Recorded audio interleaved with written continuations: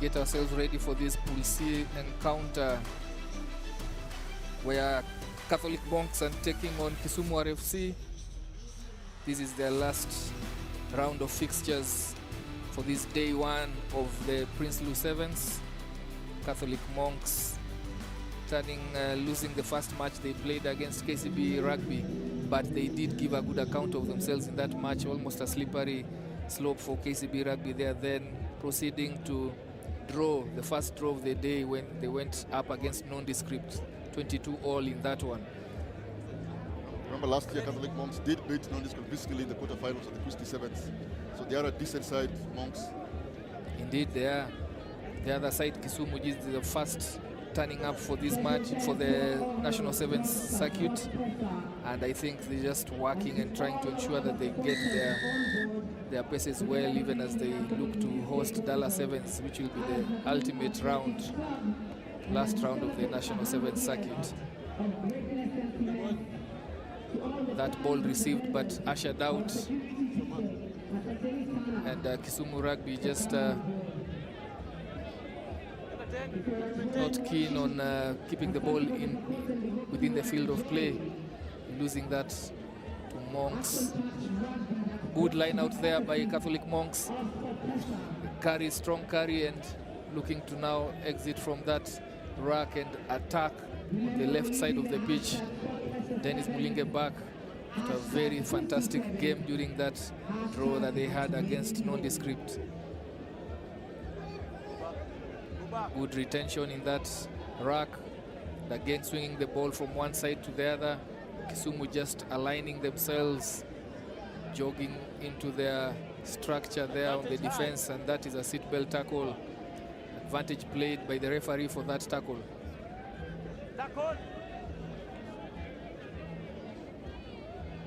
Monks being patient here, just going through the paces, looking to offload in tackle just to make a difference in this phase of attack.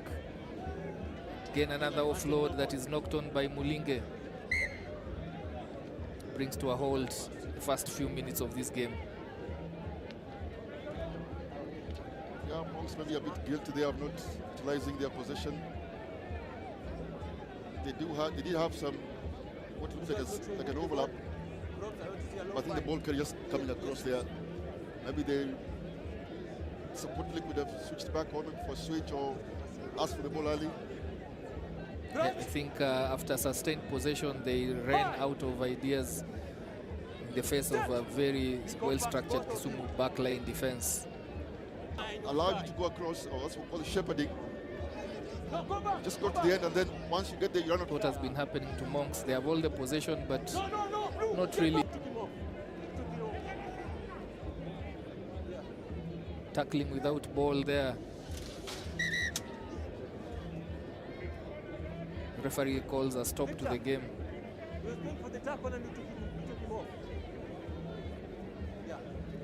Yeah, again, referee just communicating there that the defender was coming in, tackle ball carrier, and then support runner just moved him from. It was his own, I think it was his own teammate. I think they tipped over his own teammate. I thought so. I'm not seeing any infringement there. But the referee is very clear and adamant on that call. Yeah, I think he tipped over his own teammate, not aware. That to me seems to be a... Don't be too good to judge, Elijah. There could be some holy water on that knee. There he goes. That's very interesting. Reminds me of the days of the water bucket and the sponge. And that was all you had for medic. Those were the days, Elijah. But to be fair to the medical teams, they have really improved over the years. Yeah. Players do get injured. Some serious injuries, but with some good medical care, they get back and play. Yes, a good line-out throw there from Kisumu, getting some feel of the ball, trying to set up their first proper attack here from the set piece, and goes into contact there. Brian Kipchirchir goes to deck, but that rack is contested heavily. Very good contest there by the Monks. And they get penalized for playing ball on the ground. Takes off there, Catholic Monks, Wambani Osundwa. The base of it deciding which side to attack to comes to the open play here, open side of the pitch. Swings it all out to Brian Nyamboki. Steps in, steps again. No runners. He gets apprehended. Referee plays a high tackle advantage. I want to do something interesting here later, that during rucks, many of the Monks players are doing pick and sort of like a pick and go off rucks before they send the ball out. So there's a ruck here. The Monks player should just pass this one out, the pick and go. You're very right. It seems to be something that they're using. Yes. Maybe it works for them. Another ruck here. Will they pick and go, or will they pass it this time? The pick and go again. You're very right. Spot on, and they score.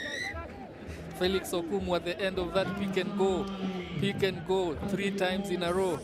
And as long as it's bearing fruit, they will employ it again and again. Elijah, we did say the different styles of play here. And Monks educating all of us that pick and go is also an option in sevens rugby. To good effect. And perhaps the good try there for Monks, just using what they're strong at. Yeah. Felix Okumu's try not converted there. Scores remain 5-0 to Catholic University. Kisumu not giving any pressure to Monks' defense. No, Catholic Monks identifying the gap behind the defense and having a 5-meter. There was a fantastic kick there by Brian Nyamboki. Catholic Monks looked up, so Kisumu had left a pocket of space to their left there. Kisumu, they've just got to try and send the ball deep there on the 5-meter line out, and then put pressure on the line out, and then get the line out and try time.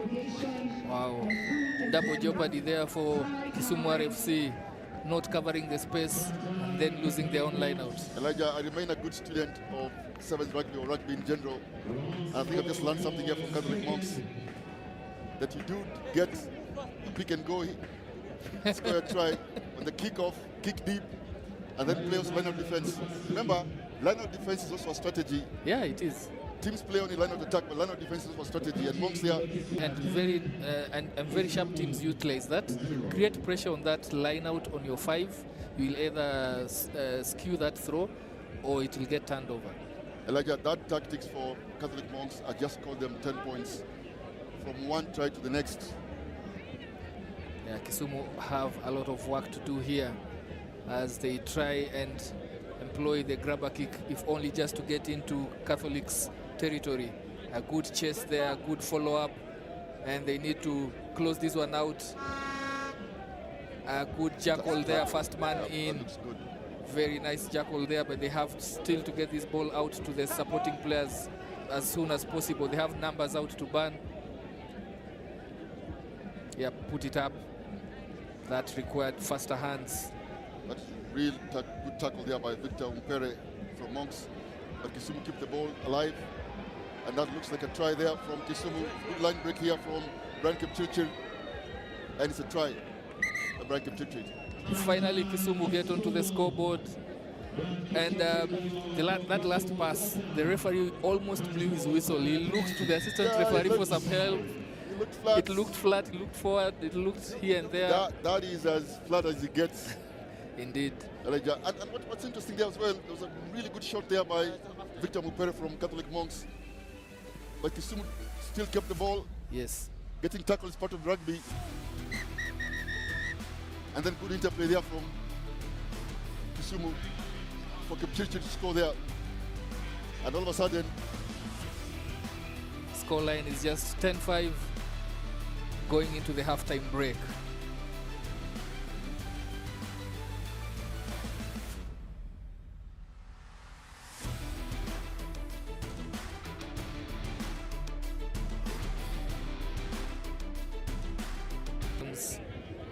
Going up against Catholic Monks. Catholic Monks holding a slender lead, 10-5. The score by Kisumu right at the end of the first half. They spill over that ball even as they went to retain it. Mulinge at the end of it and puncturing through the Kisumu defense. Strong carry there is apprehended and Kisumu just trying to reorganize their defense. Elijah, Yeah, Kisumu gave them the same treatment in the rack there, but the referee says there's no release on the tackle. Yeah, Wambani just ran into a brick wall there.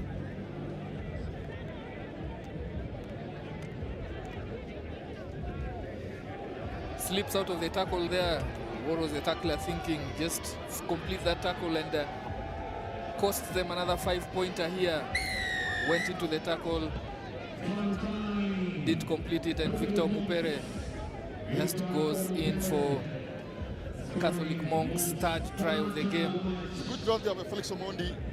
Just did a fend there. And then the super committed the super, and I think the cover defense. And then Mupere came through supportingly again. And when you say when you keep the ball alive and you run the correct line, it's really difficult for the defense team then to come and get the tackle. And even if you get the tackle, they're all offside if you then get the rack and they play quickly from there. So there's a good mix of rugby here from Catholic Monks. They're mixing the pick and go. Elijah, they're actually doing pick and go, but also they're being keeping the ball alive. Yeah, playing heads-up rugby, and Kisumu guilty of not completing the tackle there. Elijah, this is another deep kick-off here by Brian Yamboki. As he go deep, he does. But this time they do a better They fielding. cover that, yeah. The tackler didn't roll away. Yeah. Referee penalizes them for that. So the juggler was okay, but his teammate hadn't. Yeah.